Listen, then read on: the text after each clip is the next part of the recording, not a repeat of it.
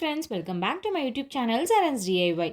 யூஸ்ஃபுல்லான Aariwork videos பார்க்க மறக்காமல் நம்ம சேனலை சப்ஸ்கிரைப் பண்ணிக்கோங்க. பக்கத்தில் இருக்க பெல் ஐக்கானும் கிளிக் பண்ணிக்கோங்க.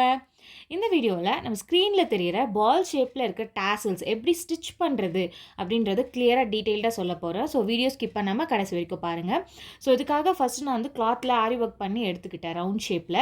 ஸோ இது பார்த்தீங்கன்னா மிடில் பார்த்தீங்கன்னா ரொம்ப நெருக்கமாக கொடுத்துருக்கேன், ஒரு 3 லைன்ஸு. அதுக்கப்புறம் சுற்றி அங்கங்கே டாட்டாக கொடுத்துருக்கேன்.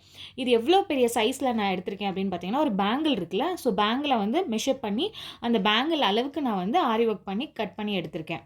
இப்போ இதில் வந்து பார்த்தீங்கன்னா, நம்ம வந்து சிசர் வச்சு கட் பண்ணுறோம் இந்த எட்ஜஸ் எல்லாம். இதில் வந்து நம்ம ஒர்க் பண்ணியிருக்கோம்ல, Aariwork பண்ணியிருக்கோம்ல, அது ஒட்டி கட் பண்ணாமல் கொஞ்சம் கிளாத் விட்டு நான் கட் பண்ணியிருக்கேன் பாருங்கள். என்னோடய ரவுண்ட் ஷேப்பை தாண்டி கொஞ்சமாக கேப் விட்டு இந்த மாதிரி கட் பண்ணி எடுத்துக்கோங்க. ஸோ கட் பண்ணி கம்ப்ளீட்டாக எடுத்துட்டதுக்கப்புறம் இதை வந்து நம்ம ஸ்டிச் பண்ண போகிறோம். அது எப்படின்னா, நீங்கள் வந்து டர்ன் பண்ணிடுங்க. அப்படியே நம்ம ஒர்க் பண்ணோம்ல, அதை டர்ன் பண்ணிவிட்டு இந்த மாதிரி ஒரு நீடில் எடுத்துக்கோங்க. இதில் வந்து த்ரெட் இன்சர்ட் பண்ணி எடுத்துக்கோங்க. இப்போ என்ன பண்ணுறோன்னா, நம்ம எக்ஸஸாக கொஞ்சம் கிளாத் விட்டுருந்தோம் பார்த்தீங்களா, அந்த பீட்ஸ் எல்லாம் ஸ்டிச் பண்ணதுக்கு தாண்டி கொஞ்சம் எக்ஸஸாக விட்டுருந்தோம். அதை இந்த மாதிரி ஃபோல்ட் பண்ணிவிட்டு இப்போ நம்ம எம்மிங் பண்ண போகிறோம். எம்மிங் பண்ணுறதுனா ஒன்றும் கிடையாது. ஃபஸ்ட் நீடில் எடுத்து அதை கிளாத்துக்குள்ளே இன்சர்ட் பண்ணணும். உள் பக்கமாக இன்சர்ட் பண்ணி அகெயின் அந்த நீடில் கிளாத் மேல் பக்கமாக எடுக்கணும். எடுத்தால் இந்த மாதிரி ரொம்ப டைட்டாக இழுக்கக்கூடாது, லைட்டாக இழுக்கணும். எப்பயும் நம்ம எம்மிங் பண்ணுவோம் பார்த்தீங்களா, கிளாத்தை மடித்து, அதே மாதிரி தான் நான் எம்மிங் பண்ணுறோம். இந்த ஃபுல் சர்க்கிளுக்கும் அதே மாதிரி பண்ணுறோம். நீடில் உள்ளே இன்சர்ட் பண்ணுறேன், அதே அப்படியே மேலே எடுக்கிறேன், அப்படியே த்ரெட்டை வந்து இழுக்கணும், அவ்வளோதான். ரொம்ப டைட்டாக இழுக்கக்கூடாது. இதே மாதிரி நீங்கள் ஒரு வாட்டியும் பண்ணாமல் கிளாத்தை உள்ளே இன்சர்ட் பண்ணிவிட்டு மேலே இன்சர்ட் பண்ணணும். அகெயின் நீங்கள் கிளாத்தை உள்ளே இன்சர்ட் பண்ணிவிட்டு அப்படியே மேலே இன்சர்ட் பண்ணி எவ்வளோ தூரம் உங்களுக்கு நீடிலால் த்ரெட்டு அந்த கிளாத் வந்து உள்ளே போகுதோ அந்த அளவுக்கு போட்டு அப்புறமா நீங்கள் ஒரேடியாக த்ரெட்டை இப்படி இழுக்கலாம். இப்படி இழுத்திங்கன்னா உங்களுக்கு ஒர்க் வந்து ஈஸியாக முடியும். ஸோ இதே மாதிரி அந்த ஃபுல் ரவுண்டுக்கும் வந்து நம்ம மடித்து எம்மிங் பண்ணணும். மடிக்கிறத வந்து ப்ராப்பராக மடிக்கணும். பீட்ஸ் தெரியவே கூடாது. பீட்ஸ் ஆனால் கிட்ட இருக்கணும்.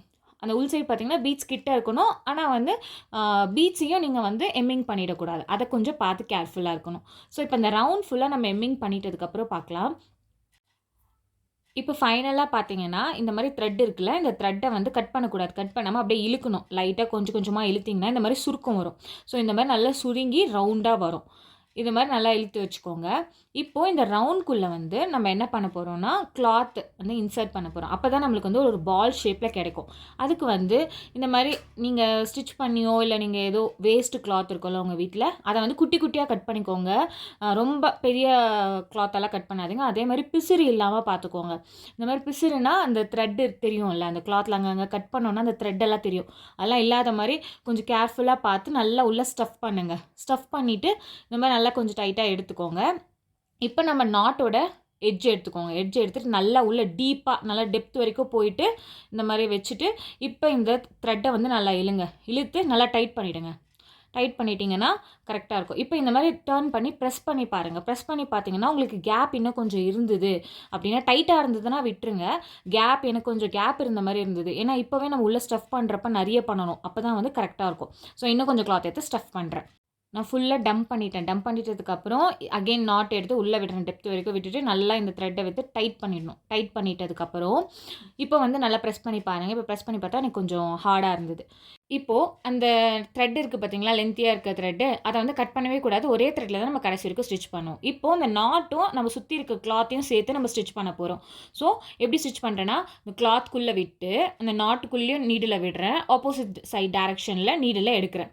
ஸோ இந்த மாதிரி ஸ்டிச் பண்ணணும் எல்லா சைடும். நீங்கள் ஒரு 8 to 10 ஸ்டிச்சஸ் கொடுங்க. அப்போ தான் ஸ்ட்ராங்காக நிற்கும். கிளாத்துக்குள்ளே இன்சர்ட் பண்ணி அந்த நாட்டுக்குள்ளேயும் நீடில் இன்சர்ட் பண்ணி ஆப்போசிட் டைரக்ஷனில் இழுக்கிறேன்.